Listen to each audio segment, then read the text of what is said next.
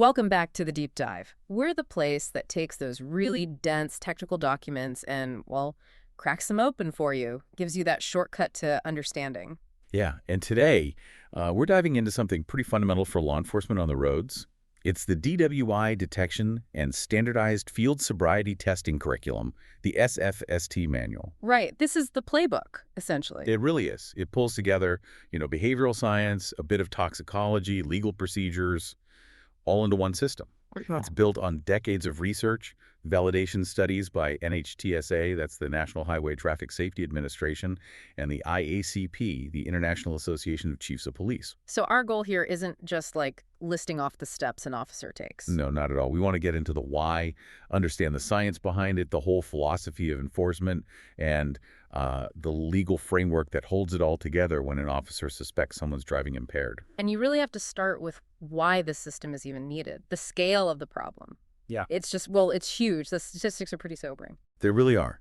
If you look at, say, 2020 data, 11,654 deaths. Yeah. Directly linked to alcohol-impaired driving crashes. Wow. That's 30%. Nearly a third of all traffic fatalities in the U.S. that year involved a driver impaired by alcohol. 30%. That translates to, what was it? 1 death every 45 minutes. Every 45 minutes. Think about that. That's someone's life, preventable, gone. About 32 people every single day. It really drives home the urgency. But then there's this other layer, the sheer number of people actually doing it versus who gets caught, the enforcement gap. Oh, absolutely. The estimates are kind of mind-boggling. They figure around 300,000 episodes of intoxicated driving happen every single day across the country. 300,000. Yeah, but then you look at arrests, typically fewer than 3,000 per day. That's a tiny fraction, like 1%. Less than that, yeah. A huge disconnect. Yeah, that feeds right into this idea the manual talks about, the average driver fallacy. Right, because you hear that stat, maybe 1 in 50 drivers on the road at any given time is DWI, about 2%. Sounds kind of low, maybe. But that's the average across all times, all days. It hides the real danger zones. The manual, based on NHTSA research, points out that late-night weekend hours, that number jumps dramatically. How much? On a typical Friday or Saturday night, late, could be as high as 10% of drivers are DWI. 1 in 10. 1 in 10 cars passing, you might have an impaired driver behind the wheel. And holidays could be even worse. And beyond the terrible human cost, there's the economic impact, which is also massive. It really should get everyone's attention. You add up lost work, medical bills, property damage, emergency services, all of it. Alcohol-related fatalities cost us something like $44 billion just in 2019. $44 billion. Yeah. So it's not just a safety issue, though it's definitely that. It's a huge economic burden, too. Makes the case for better, standardized detection even stronger, from every angle. Okay, so we see the problem. Immense. How does law enforcement even begin to tackle something happening 300,000 times a day? What's the strategy? Well, the main goal, the core philosophy, is what they call general deterrence. General deterrence. Right. Since you physically can't stop every single impaired driver, you try to influence everyone else, the entire driving public, make them afraid of getting caught. So it's about creating that perception of risk, making people think, hey, if I drive after drinking, I will get pulled over. Exactly. It's less about changing deep-seated attitudes about whether it's wrong, though that helps, and more about the immediate fear of consequences. Arrest, fines, losing your license, jail time, the unknown. Okay. And the manual actually puts a number on what it takes to make that fear real, doesn't it? It does. To get significant general deterrence, the research suggests law enforcement needs to catch about 1 DWI violator for every 100 times it happens. That 1 to 100 ratio, that's the target. But we just said it's more like 1 arrest for every, 500? Maybe even 2,000 violations. Exactly. It's often way off that target. Yeah. And that is why detection skill, the officer's ability to spot impairment, is the absolute bottleneck. Because if people think the odds are 1 in 2,000, well, the fear factor just isn't there. It evaporates. Yeah.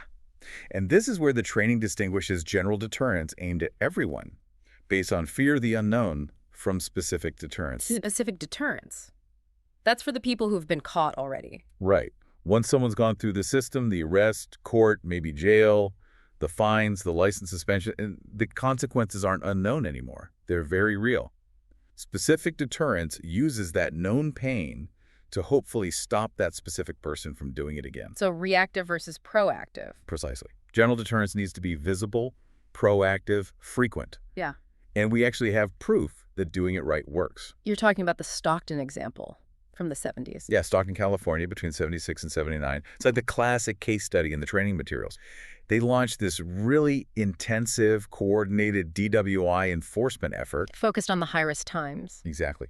Weekend nights. They gave officers specialized training, really sharpened their detection skills, and they publicized the heck out of it, made sure people knew the police were out there looking. Yet it worked, like actually made roads safer. Big time. DWI arrests shot up 500%. But more importantly, weekend nighttime crashes dropped by 34%. And they estimated the actual number of impaired drivers on the road went down by a third. Wow. So it proved that better detection skills plus visible enforcement, it actually deters people. Absolutely. It showed it wasn't just about writing more tickets. It was about changing behavior and saving lives. But the flip side is why this training was so crucial in the first place.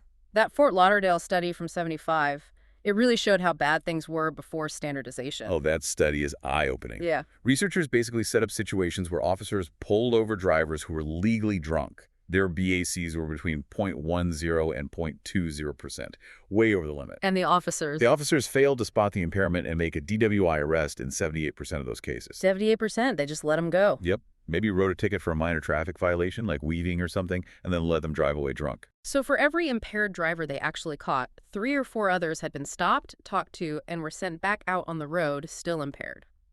That finding was a bombshell. It just screamed for a better, more systematic, more scientific approach. And that led directly to developing this standardized field sobriety testing curriculum we're breaking down. Okay, so if officers were missing that much, clearly understanding the substance itself is key. Let's get into the science. What exactly is the alcohol we're talking about? Right, good transition. When we talk about alcohol in the context of DWI, we're almost always talking about ethyl alcohol, ethanol, or ETH as you see it written sometimes. That's the alcohol in beer, wine, spirits, produced mostly by fermentation. And it's important to know it's different from other alcohol. Very important. You've got methyl alcohol, methanol or wood alcohol, and isopropyl alcohol, isopropanol, rubbing alcohol. Those are seriously toxic if ingested. Ethanol is toxic too, obviously, but it's the one people consume. And chemically, its key characteristic, it's a central nervous system depressant, a CNS depressant. Meaning it slows down brain function, reaction time, coordination, all that. Exactly. It dampens the signals in your brain and nervous system. Now, to measure how much someone... It gets absorbed really quickly. Unlike food, it doesn't need much digestion. Some gets absorbed right through the stomach lining, maybe 20%. But the vast majority, maybe 80%, passes into the small intestine and gets absorbed into the bloodstream from there very rapidly. And once it's in the blood? It travels everywhere, but it doesn't spread out evenly. Alcohol loves water, so it distributes itself in proportion to the water content of different body tissues. Meaning it concentrates in places with lots of water. Right, like muscle tissue and, critically, the brain, which is mostly water. Tissues with low water content, like body fat, don't absorb much alcohol. Ah, and that's where the difference between men and women comes in terms of BAC. That's a huge factor. It's purely down to physiology and body composition, generally speaking. The typical male body is about 68% water. The typical female body is around 55% water. Why the difference? Generally, women tend to have a naturally higher percentage of body fat or adipose tissue, which holds very little water. Men tend to have a higher percentage of muscle mass, which holds more water. So same weight, same amount of alcohol. The woman has less total body water to dilute that alcohol in. So the concentration of alcohol in her blood, her BAC, will often be significantly higher than the man's, even if they weigh the same and drank the same amount. That's a really important point. Okay, so the alcohol is absorbed, distributed, causing impairment. How does the body get rid of it? Can you just like sweat it out or pee it out? Only a tiny bit. Yeah. Maybe 2 to 10% of the alcohol leaves the body unchanged through breath, urine, sweat. Just a small fraction. So where does the rest go? The overwhelming majority, over 90%, has to be metabolized, broken down chemically. Yeah. And that job falls almost entirely to the liver. The liver does the heavy lifting. Yep. There's an enzyme in the liver called alcohol dehydrogenase. That's the main worker bee that breaks down ethanol. And how fast does it work? Can you speed it up with, coffee or a cold shower? That's the big myth. Yeah. No, you really can't. The liver works at a pretty constant pace. The average person eliminates alcohol at a rate that lowers their BAC by about 0.015 per hour. 0.015 per hour. Roughly. It can vary a little bit person to person, but it's remarkably consistent on average. Mm. And nothing, not coffee, not exercise, not throwing up, not a cold shower, significantly speeds up that liver enzyme's work rate. So if someone's BAC hits 0.15, which is nearly twice the typical legal limit. They need about 10 hours. 10 hours for their liver to process all that alcohol and get back down to 0. Time is the only thing that truly sobers you up. 10 hours, wow. But then why do people often feel like they're sobering up faster, like they feel much better after an hour or two, even if their BAC is still high? Is that the Mellanby effect? That is exactly the Mellanby effect. Yeah. And it's incredibly dangerous from a driving perspective. Explain that. How does it work? Okay, so the Mellanby effect basically says that your subjective feeling of intoxication is greater when your BAC is rising than it is when your BAC is falling, even at the same BAC level. Wait, say that again? Okay, imagine someone drinks quickly and their BAC climbs up to, say, 0.12. They might feel really drunk, dizzy, maybe nauseous. Yeah. Peak intoxication feeling. Now, let's say 2 hours pass. Their liver has been working, and their BAC has dropped back down to 0.10. Now, 0.1 is still legally impaired, still significantly impairing their driving ability, but because their BAC is now falling, they might feel much less drunk than they did when their BAC was rising through 0.10 on the way up to 0.12.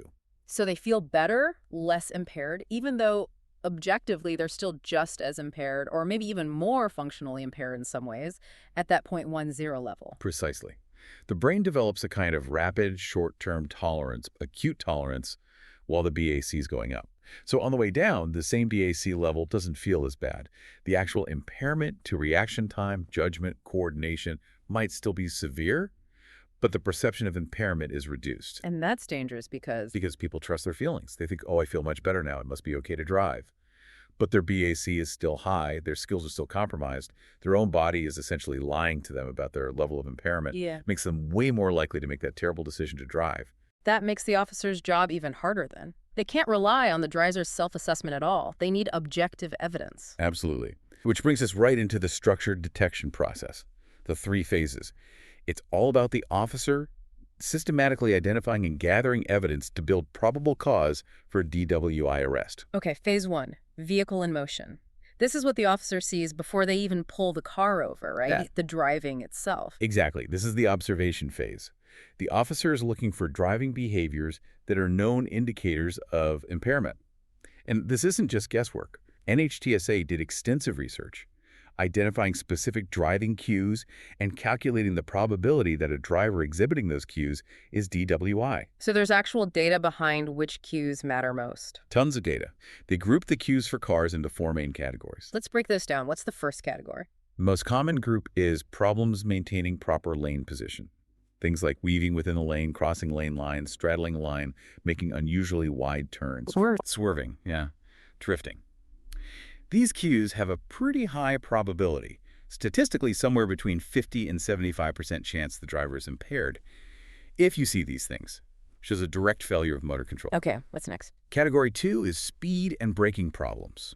Probability here is around 45 to 70%. This includes stuff like stopping way too far from the line at a light or stopping too short, jerky braking, speeding up and slowing down for no reason. And driving too slow. That's a big one, yeah. Driving 10 miles or more below the speed limit without a reason. Often that's an impaired driver trying really hard to overcompensate, trying to be extra careful, but they just can't manage speed properly. Makes sense. Third category. Vigilance problems. This is about attention. Probability around 55 to 65%. Key cues are things like driving at night with no headlights on. Ooh, yeah. Slow response to traffic signals, red light turns green, and they just sit there. Or stopping at a traffic lane for no obvious reason. Sometimes they've literally fallen asleep. Terrifying. Okay, and the last category. Judgment problems. This has a wide probability range, 35 up to 90%.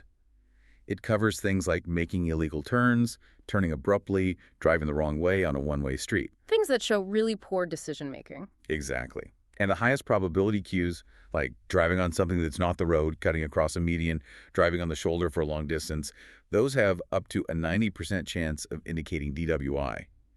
If you see that kind of driving, something is seriously wrong. The manual also mentions specific cues for motorcycles. Yeah, because riding a motorcycle requires so much more constant balance and coordination. Impairment often shows up even more obviously. and sooner. What are the big ones for bikers? They list several excellent predictors, meaning 50% or higher probability. Things like having trouble getting off the bike, problems with balance when stopped, like at a red light, needing to put both feet down or wobbling, or drifting badly during a turn or curve. Simple actions become really difficult. Okay, so the officer sees one or more of these strong cues, makes the decision to stop the vehicle. That moves us into phase 2, personal contact. Right. Now the officer is face-to-face with the driver. The decision here is, do I have enough evidence now to ask this person to step out of the vehicle for field sobriety tests? And this phase is all about using the senses, right? Sight, hearing, smell. Yep, gathering sensory evidence. It's also the first real chance to observe the driver's ability to handle simple interactions, follow instructions, divide their attention. Let's tick through those sensory clues. What are they looking for visually? Sight clues include bloodshot or watery eyes, maybe soiled or messy clothing, fumbling fingers trying to get out the license or registration, and of course, spotting alcohol containers open or even empty inside the car. Smell. Pretty obvious one there. Yeah, smell is key. The odor of an alcoholic beverage coming from the car or the driver's breath, but also the smell of marijuana or sometimes strong cover-up odors like way too much air freshener, perfume, or mouthwash, trying to hide the alcohol smell. And what about hearing? What clues come from just talking to the driver? Hearing clues are things like slurred speech, thick tongue, maybe mumbling. Also, inconsistent answers to simple questions. You ask where they're coming from, they give a totally unrelated answer. Or sometimes they just admit it, yeah, I had a couple of beers. Admissions are strong evidence. This phase also mentions using some simple tests before the formal SFSTs, like divided attention tasks. Right. These aren't the big validated SFSTs, but they're quick ways to assess impairment. They're designed to challenge the driver's ability to multitask mentally and physically, right there in the driver's seat. What kind of things? Simple stuff, like asking for 2 things at once. Can I see your license and your registration, please? An impaired person might really struggle to process both requests, fumbling or only providing one item. Okay. Or slightly more complex mental tasks, like the alphabet technique. Yeah. Can you recite the alphabet starting with the letter E and stopping at the letter P? It disrupts the automatic ABC sequence, or the countdown technique. Could you count backwards from 67 down to 52? Picking unusual start and end numbers, avoiding easy ones ending in 0 or 5. These really force the brain to work, which is hard if it's impaired by alcohol. Exactly. They quickly reveal cognitive difficulties. Then, the final bit of phase 2 evidence comes as the driver gets out of the car, the exit clues. What kind of clues are those? Things like leaning heavily on the car door for support, stumbling when they get out, having trouble closing the door, maybe leaving the car in gear. Just difficulty with the simple physical act of exiting the vehicle. Okay, so pooling all that together, the driving, the face-to-face interaction, the exit, the officer makes a decision. And if they suspect impairment, we hit phase 3, pre-arrest screening. This is the critical decision phase. And it centers almost entirely on the Standardized Field Sobriety Tests, the SFSTs.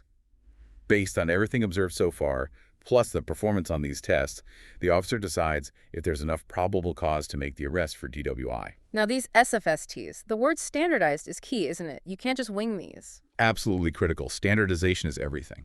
The high accuracy rates we're about to talk about, predicting whether someone's BAC is 0.08 or higher, those rates only apply if the tests are done exactly according to the NHTSA and IACP procedures. Meaning? Meaning the instructions given, the way the officer demonstrates, the specific movements looked for, the scoring criteria, even the timing. It all has to be done by the book. Every single time. If an officer deviates, changes instructions, misses a step, the validity of the test is compromised. Those impressive accuracy numbers from the big validation studies, San Diego, Colorado, Florida, back in the 90s, they were achieved under strict, standardized conditions. It's science, not just random exercises. Okay, let's get into the tests themselves. The first one, the most reliable according to the research, is Horizontal Gaze Nystagmus. HGN. What is nystagmus? Nystagmus is just an involuntary jerking or bouncing of the eyeballs. Everyone's eyes will jerk if they look way off to the extreme side. But certain substances, especially alcohol, and also things like CNS depressants, inhalants, and dissociative anesthetics, cause that jerking to be much more pronounced and to happen much sooner, at less extreme angles. And it's involuntary. The person can't control it. That's the key. You can't stop your eyes from doing it if you're impaired in that way. Alcohol messes with the neurological signals between the inner ear's balance system, the vestibular system, and the eye muscles. The brain loses precise control, so the eyes jump or jerk as they try to follow a moving object or hold a fixed gaze. So the officer's looking for specific signs of this jerking. There are 3 clues in each eye, right? 6 total. Correct. 6 possible clues. The officer checks each eye for the same 3 things. What's the first clue? Clue 1. Lack of smooth pursuit. The officer moves a stimulus, usually their finger or a penlight, smoothly back and forth in front of the person's eyes, about 12-15 inches away. A sober eye will follow it smoothly, like it's gliding. An impaired eye will often jerk or jump as it tries to track the stimulus. The manual says it looks like a windshield wiper moving across a dry windshield, stuttering, not smooth. Okay, that's a good visual. What's clue number 2? Clue 2. Distinct and sustained nystagmus at maximum deviation. The officer moves the stimulus all the way to the side so the eye is looking as far over as it can go without the head moving. Then they hold it there for at least 4 seconds. If the eye shows distinct, noticeable jerking back and forth while held at that maximum angle, that's a clue. 4 seconds minimum hold. Okay, and the third clue, you said this one relates more directly to the level of alcohol. Yes, clue 3. Onset of nystagmus, prior to 45 degrees. This is crucial. The officer slowly moves the stimulus out from the center towards the side. They're watching carefully to see at what angle the jerking begins. If that jerking starts before the stimulus reaches a 45-degree angle from the center of the person's face, that's a clue. How do they judge 45 degrees? For most people, at 45 degrees, you can still see some white of the eye showing on the side closest to the nose. The key is, the higher the person's BAC, the sooner that jerking will start as the eye moves outward. An angle of onset less than 45 degrees indicates significant impairment. So 3 clues per eye, 6 total.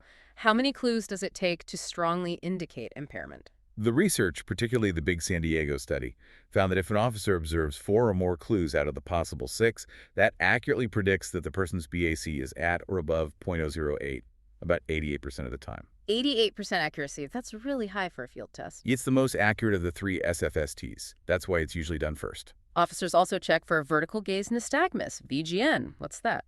VGN is jerking when the eyes look straight up and are held at maximum elevation for about 4 seconds. It's checked after HGN. Seeing VGN is a significant finding. It usually indicates a high dose of alcohol or the presence of certain categories of drugs like dissociative anesthetics or sometimes inhalants. It's a big red flag for serious impairment. Okay, moving on to the second SFST. The walk and turn, or WAT. This sounds like a classic sobriety test. It is, but the standardized version is very specific. It's a divided attention test, meaning it requires the person to focus on more than one thing at once, listening to instructions while balancing, and then balancing while walking, turning, and counting. It has 2 parts. Yep. First is the instruction stage. The person has to stand in a specific heel-to-toe stance, arms at their sides, and just listen to all the instructions for the walking part without starting early or losing balance. That alone is tough if you're impaired. And the second part? The walking stage. They have to take 9 heel-to-toe steps down a real or imaginary line, touching heel to toe on every step, keeping their arms down, counting the steps out loud. Then they have to make a specific turn, a series of small steps, keeping 1 foot planted. And then take 9 heel-to-toe steps back up the line, again counting out loud. Wow, that's a lot to remember and coordinate. What are the clues the officer looks for? There are 8 possible. 8 potential clues. 2 happen during the instruction stage. 1, cannot keep balance while listening to instructions like stepping out of the stance. And 2, starts too soon, before told to begin. And the other 6 are during the walking and turning. Right. 3, stops while walking for more than a brief pause. This shows they can't maintain the divided attention. 4, misses heel to toe, leaves more than half an inch gap between steps. 5, steps off the line. 6, uses arms to balance, raising them more than 6 inches from their sides. 7, makes an improper turn, doesn't do the small steps as instructed, maybe just pivots or turns incorrectly. And 8, takes the wrong number of steps, fewer than 9. So out of those 8 clues, how many indicate likely impairment? The research found that if a person shows 2 or more of those 8 clues, it accurately predicts a BAC at or above .08 about 79% of the time. 79%. Still quite good. Okay, third test. The one-leg stand, OLS. Another divided attention test, maybe even more demanding mentally. How does it work? The officer instructs the person to stand straight, feet together, arms down. Then raise one leg, either one about 6 inches off the ground, keeping the foot parallel to the ground. While holding that pose, they have to look at their raised foot and count out loud. 1001, 1002, 1003, and so on. For how long? For a full 30 seconds. The officer times it. That 30-second duration is critical. Why 30 seconds specifically? The original research showed that many impaired people could maybe manage to balance for, say, 20 or 25 seconds, but they often lost control before hitting the full 30. So the duration itself is part of the challenge. What are the clues for this one? 4 possibilities. 4 clues, yes. 1, sways noticeably while balancing, like a pronounced wobble or rock. 2, uses arms to balance, raising them more than 6 inches. 3, hopping on the anchor foot to keep from falling. And 4, puts the raised foot down 1 or more times before the 30 seconds are up. And how many clues signal impairment here? Again, the standard is 2 or more clues.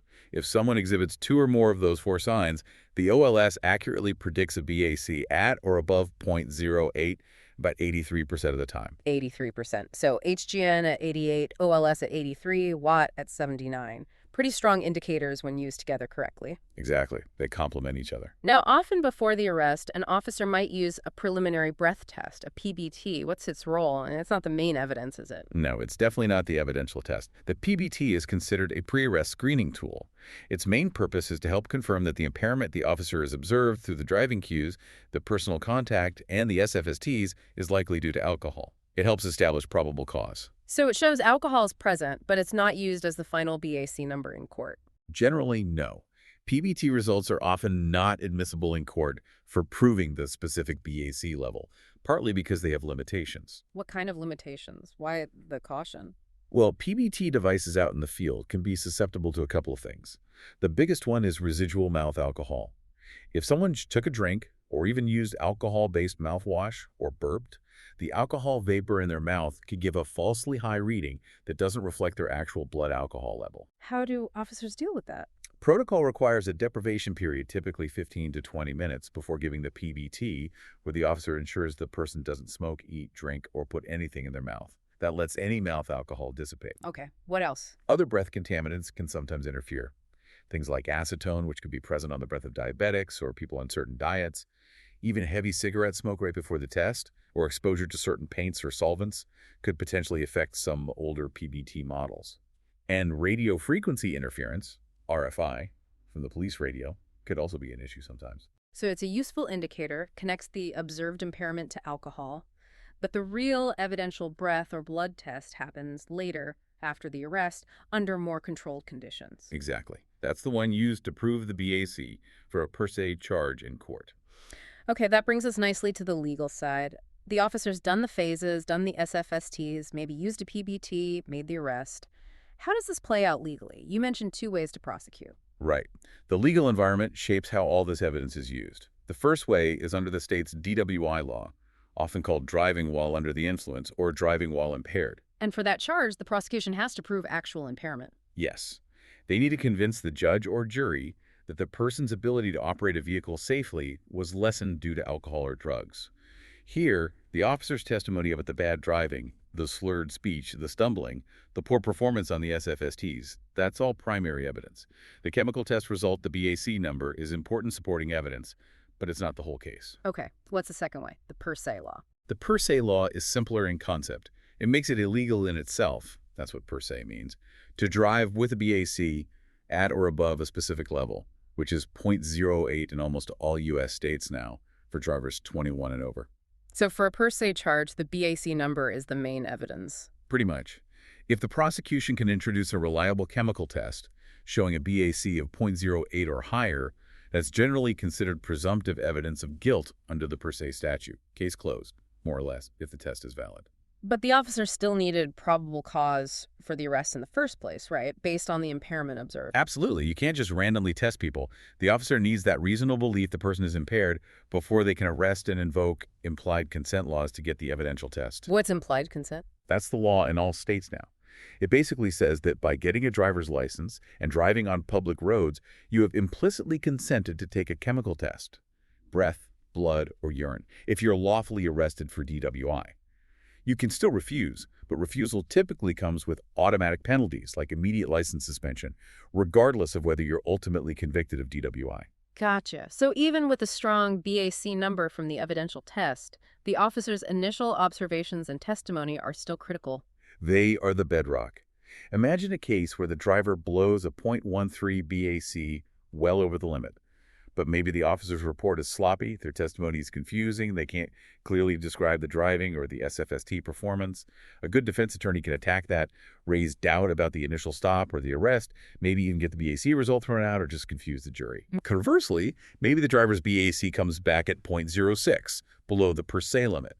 But if the officer gives clear, detailed chronological testimony about really bad driving, obvious confusion, maybe falling down during the SFSTs, that driver could still potentially be convicted under the impairment prong of the DWI law, even with a low BAC.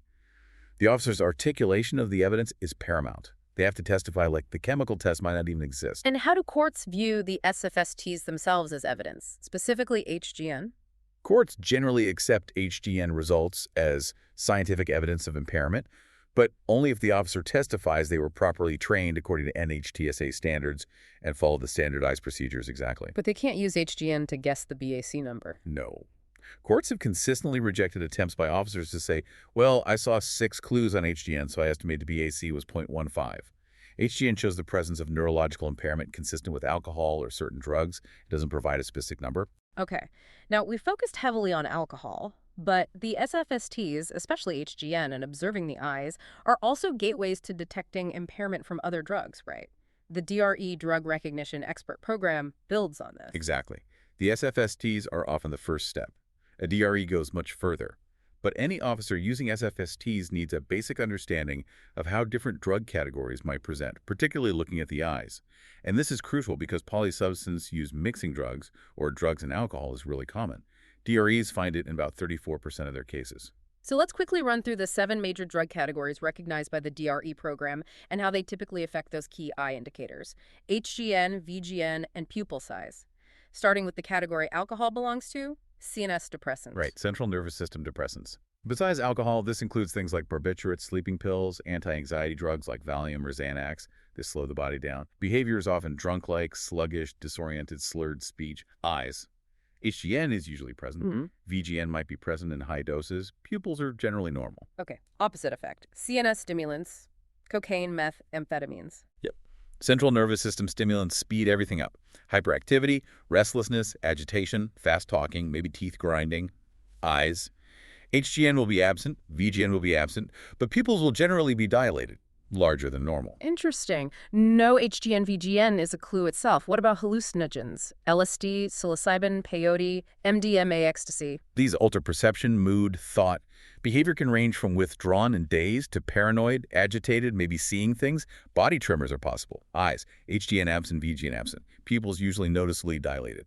Next, dissociative anesthetics. Things like PCP, ketamine, DXM, and cough syrup. These distort perception of sight and sound, produce feelings of detachment. Behavior can be bizarre, confused, maybe combative, often with a blank stare, possibly very rigid muscles. Eyes. HGN is generally present, VGN is generally present, pupil size is generally normal. That combination is a strong indicator for this category. Narcotic analgesics. Opioids like heroin, morphine, codeine, fentanyl, oxycodone. These primarily relieve pain, but also cause euphoria, drowsiness. Look for lethargy, being on the nod, maybe track marks. Speech might be slow and raspy. Eyes. HGN absent, VGN absent. But pupils will generally be constricted, pinpoint, even in dim light. That's a classic sign. Inhalants. Glue, paint, gasoline, aerosols. Abused by breathing vapors. Cause effects similar to alcohol, but very rapid onset, often short duration. Look for disorientation, confusion, slurred speech, residue of the substance around the face, strong chemical odor. Eyes. HGN is generally present. VGN may be present. Pupil size generally normal. And finally, cannabis. Marijuana, hashish. Effects include altered perception, relaxation, maybe increased appetite, sometimes paranoia. Look for bloodshot eyes, body tremors, maybe impaired short-term memory, difficulty dividing attention. Eyes. HGN absent, VGN absent. Pupils are generally dilated, though this can be variable and affected by light conditions more than some other drugs. Also, lack of convergence, where eyes don't cross smoothly when focusing on a close object, is often seen with cannabis. So, by systematically checking HGN, VGN, and pupil size, along with the SFSTs and other observations, an officer can start to narrow down the possibilities, even when dealing with the complexity of potential drug impairment or mixed substances. That's the idea. It provides a structured way to look for physiological signs beyond just the smell of alcohol. Okay, this has been incredibly detailed. Let's try to wrap up the key takeaways from this deep dive into the DWI detection manual. I think the first thing is just the sheer scale of the problem. 1 in 50 drivers impaired on average, but maybe 1 in 10 late on a weekend night. And the tragic cost, 1 death every 45 minutes. Yeah, and the core strategy to fight that is general deterrence, trying to raise that perceived risk of arrest from maybe 1 in 1,000 towards that goal of 1 in 100. Which hinges entirely on effective detection skills, moving through those 3 distinct phases. Phase 1, vehicle in motion, looking for those validated driving cues. Things like weaving, driving too slow, vigilance problems, probabilities often over 50%. Right. Then phase 2, personal contact, using sight, hearing, smell, plus those pre-exit divided attention tasks. Asking for license and registration, the alphabet, or counting tests. And finally, phase 3, pre-arrest screening, relying heavily on the SFSTs. The key there is standardization. The high accuracy of those tests, HGN at 88%, one leg stand at 83%, walk and turn at 79% for predicting 0.08 BAC, or above that accuracy depends entirely on doing them exactly as prescribed. Plus, understanding the legal framework DWI versus per se, implied consent, and the crucial role of clear, detailed officer testimony, regardless of the chemical test result. And remembering that these methods also provide clues for impairment by drugs other than alcohol, especially by observing the eyes. So let's leave our listeners with a final thought, something to chew on maybe. Yeah, let's circle back to that science, specifically the Mellanby effect. We talked about how someone's feeling of impairment goes down faster than their actual impairment level as their BAC falls. Right, they feel better, but they're still dangerous. Exactly. So the provocative question is this. If a person's own internal sense of sobriety is fundamentally unreliable, if their biology is essentially lying to them, how much can we really rely on campaigns that just say, know your limit, or drink responsibly? If feeling isn't a good guide, what does truly effective public education about impaired driving need to look like to account for that disconnect between feeling and reality? How do we convince people they aren't safe, even when they start to feel like they are? A really tricky question about perception versus physiological fact. Definitely something to think about. Thank you for breaking all this down. My pleasure. It's complex stuff, but critical to understand. And thank you for joining us on the deep dive. We'll catch you next time.